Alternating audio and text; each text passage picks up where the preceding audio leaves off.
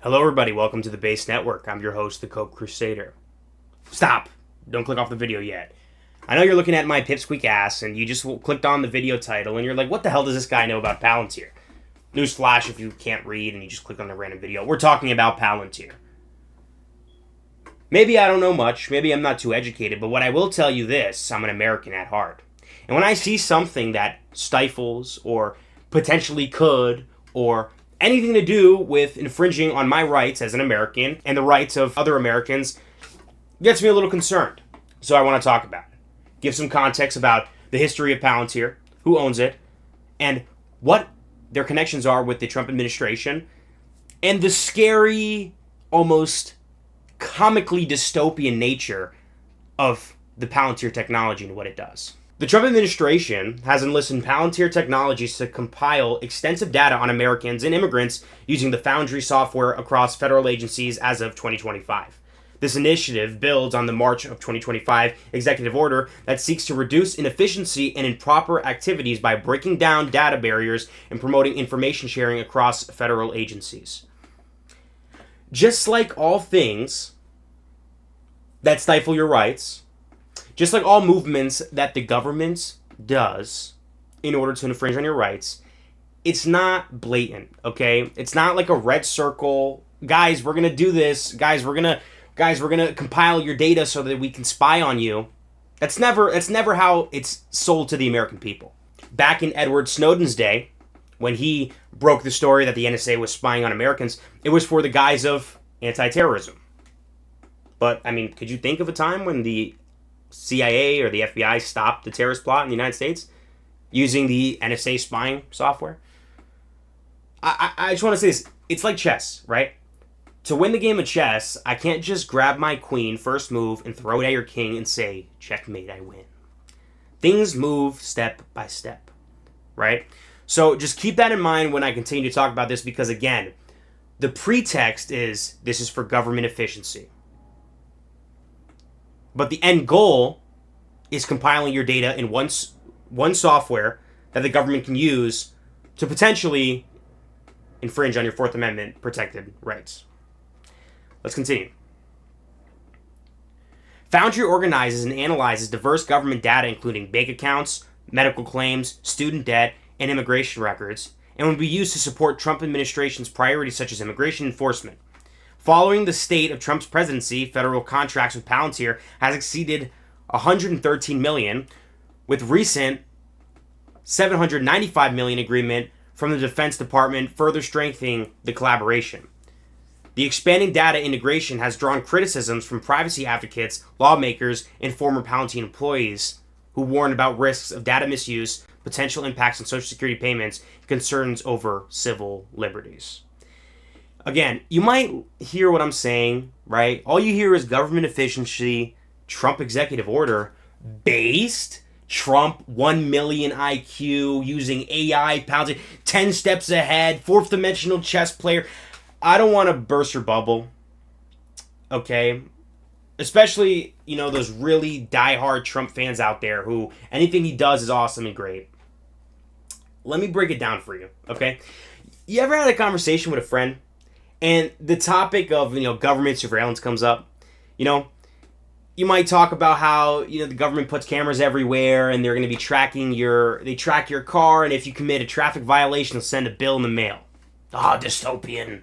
We live in a dystopian society, Or you might want to talk about how private companies like Google and others have vast amounts of data on your life, what you look at, who you interact with, and can it potentially be used for harm.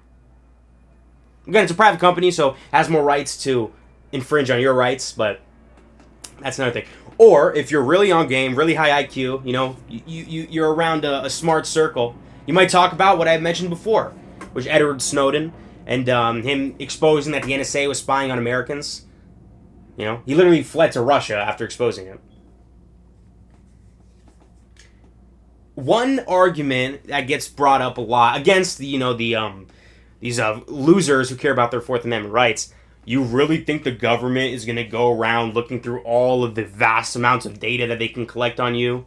like messages between you and other people, or let's say call records, if they had potential, let's say potentially if they were able to get access to that, or a private company, because they can circumvent the Fourth Amendment that way, have access to your phone records, have access to your text messages, access to what you're looking up on social media, who you're messaging, what you're talking about, political motivations. Who's going to go around and sift through all that data? Well, surprise, surprise, welcome to 2025, where AI controls.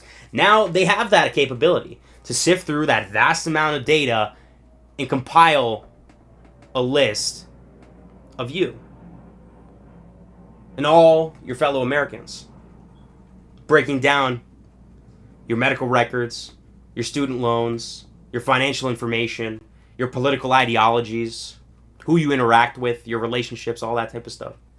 All compiled into one place where the government can reach it.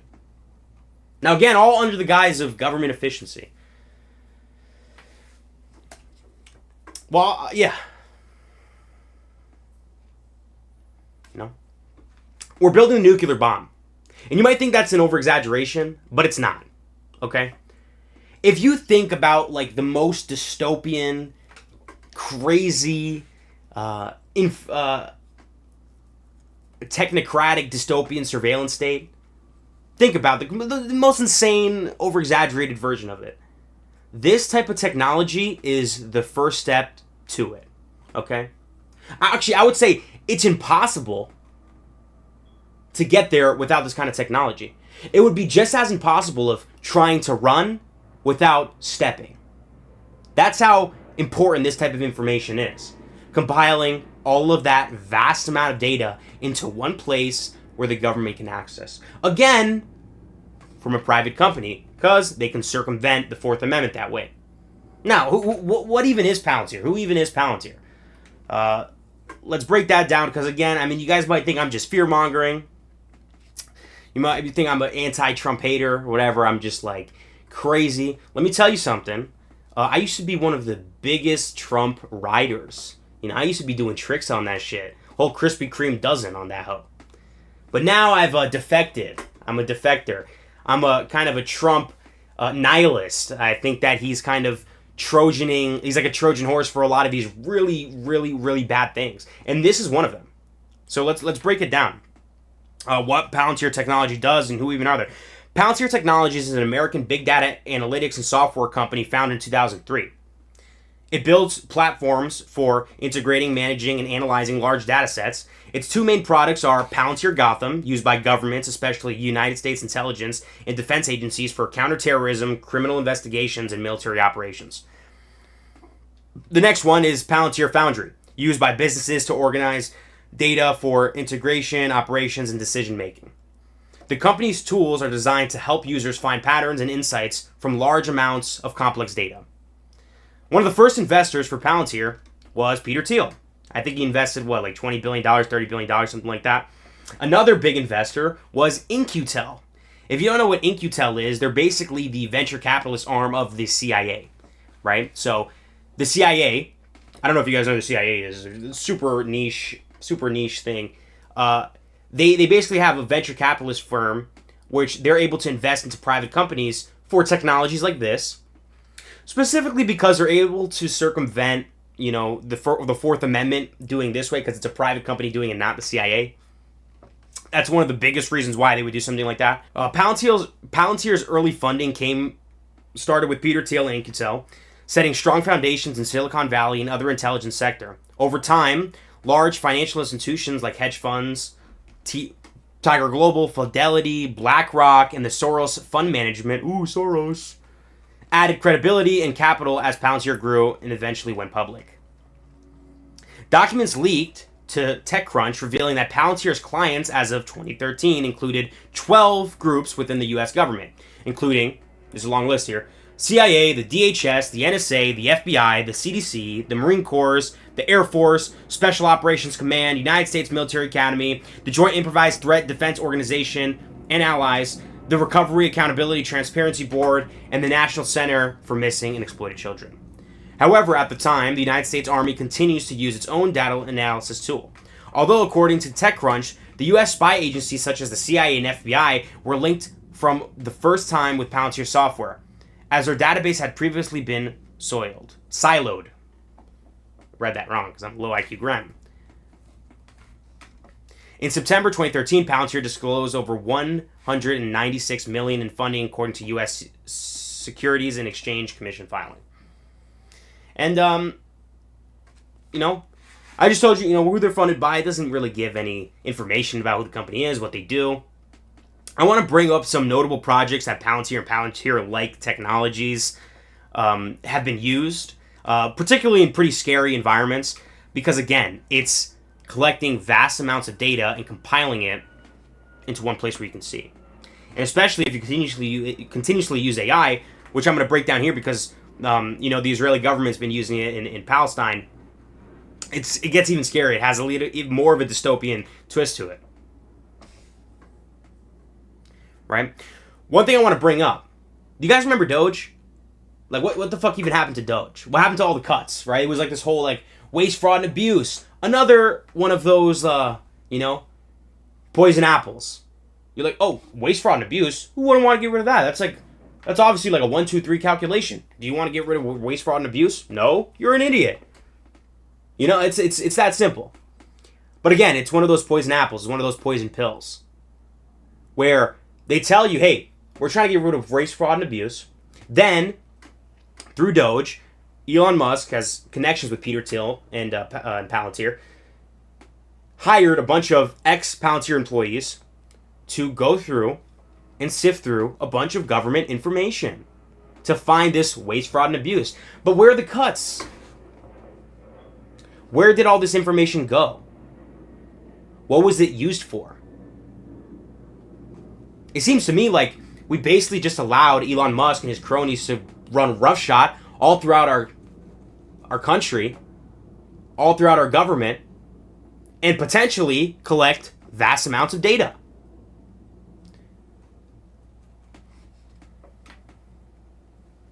And a lot of the cuts that they proposed that they were having were either fake, double counted, or didn't even go through. So again, Doge was a complete fallacy. Honestly, I doubt it was even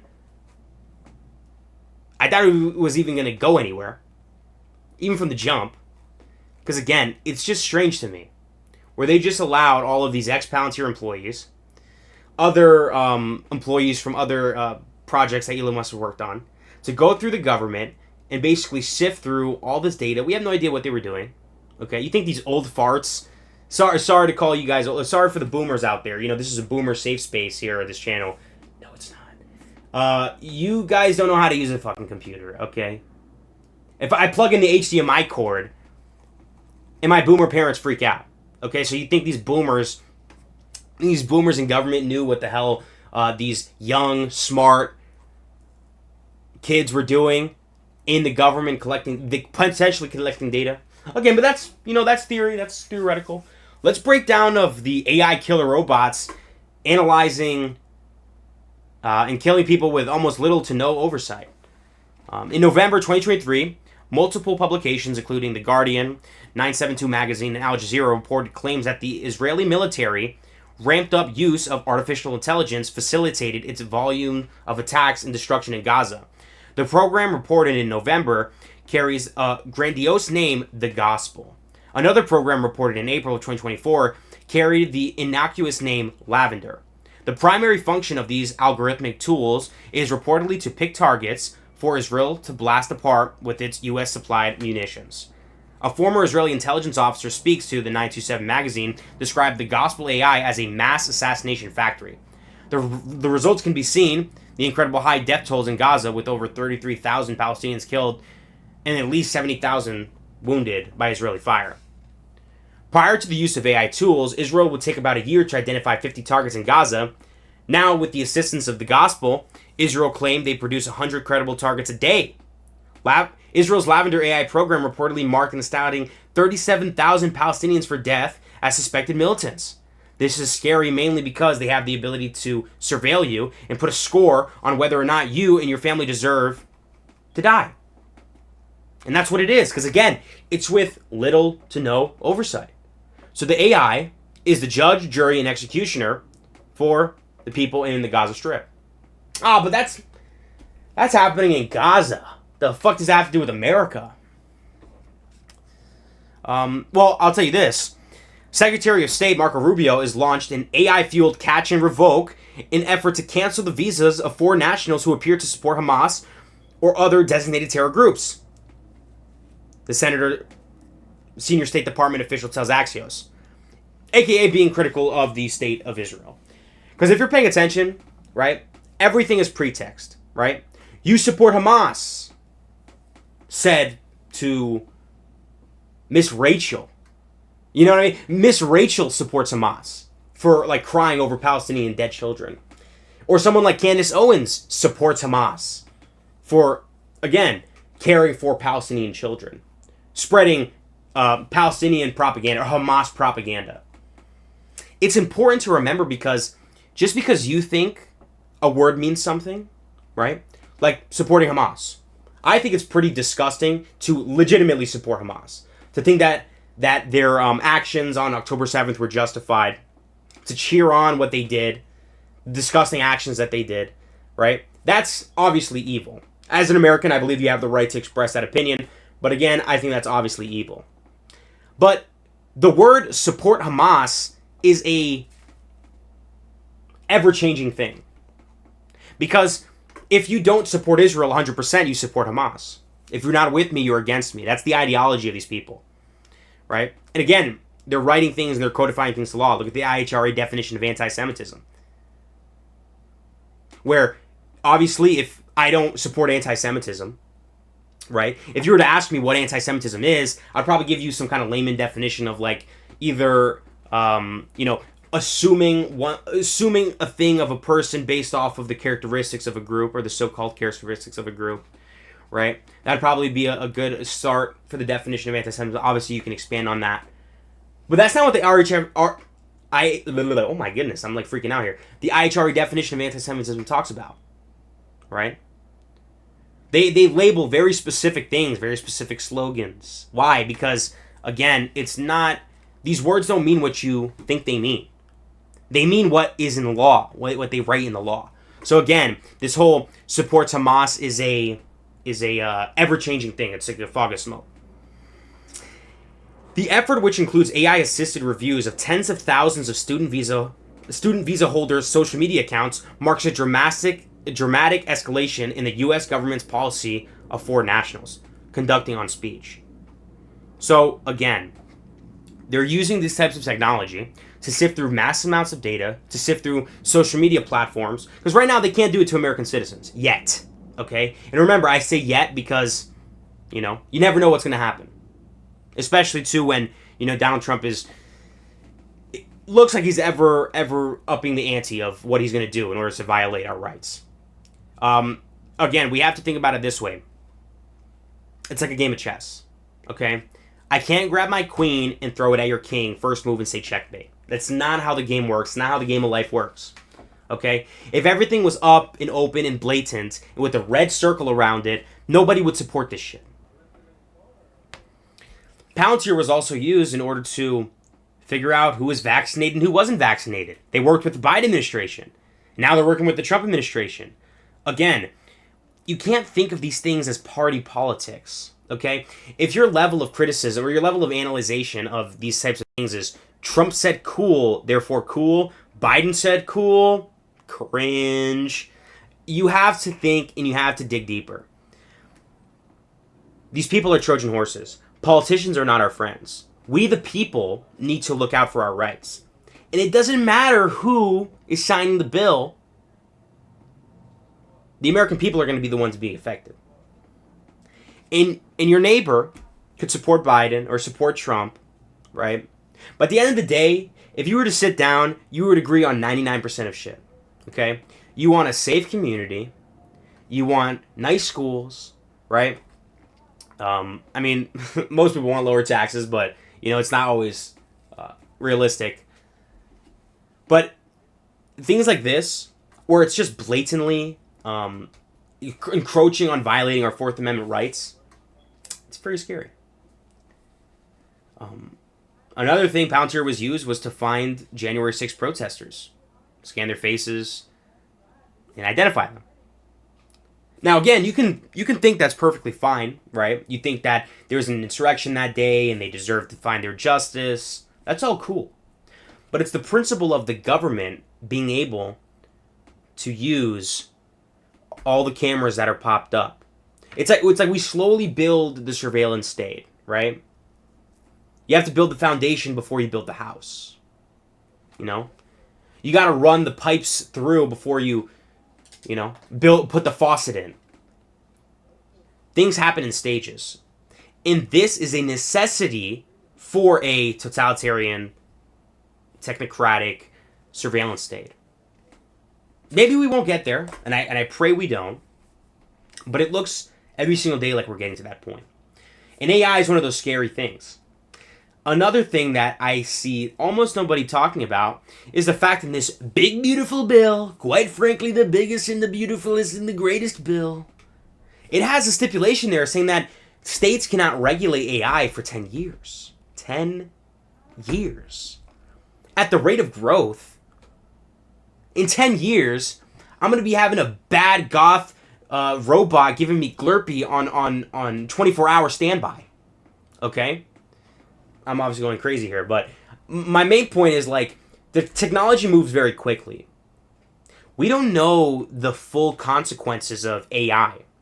Maybe we can potentially develop AGI. At what point does AI have the ability to lie?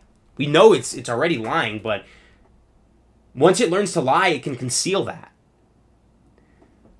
Things happen in stages. And one thing I noticed about Donald Trump, he's very transactional. Everything is a deal. Everything is you give me this, I give you this. And these type of stipulations in these bills seem like a pretty big, I'm giving you this. 10 years unregulated AI sounds like a disastrous thing. And I understand the counter argument, right? China and Russia, they're going to be developing their AIs extremely quickly, and we need to be able to compete with that. But unregulated? It sounds insane. Especially at the rate where AI is going. We have to take care of our rights. We have to make sure that we are being vigilant. Because again, things move in stages. Thank you so much for tuning in to this broadcast of the Base Network. If you like this kind of content, not super high production value, you know what I mean? But I have something to say. I'm a younger guy, 21 years old, I just find all this type of stuff scary. And if you agree, drop a comment down below. If you're watching to the end of this video, I'm pretty surprised, especially if I don't know you. Because, I hound all my friends to watch my videos. None of them care. That's why I'm talking in front of the camera in the first place. But at the end of the day, I appreciate you guys watching this video. If you think anything I said was insane, drop a comment down below. Let me know I'm crazy. I'm not fucking crazy. Peace.